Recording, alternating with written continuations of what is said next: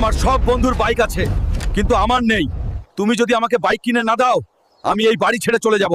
বাবা হিসেবে আমি লজ্জিত। ছেলেকে এখনো বড় কিছু কিনে দিতে পারলাম না।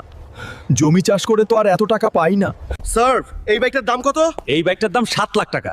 তোর মতো গরিব কি এটার দাম দিতে পারবে?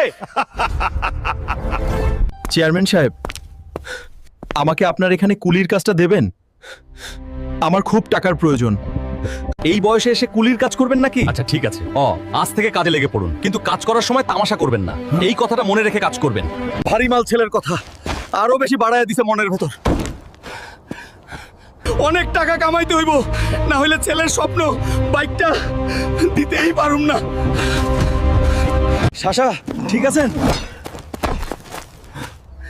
এই টাকাটা দিয়া আমার ছেলেকে বাইক কিনে দিও। এই নে হালকা, তোর বাবা তোর জন্য বাইক পাঠাইছে। উনি একটু কাজের জন্য বাইরে গেছেন।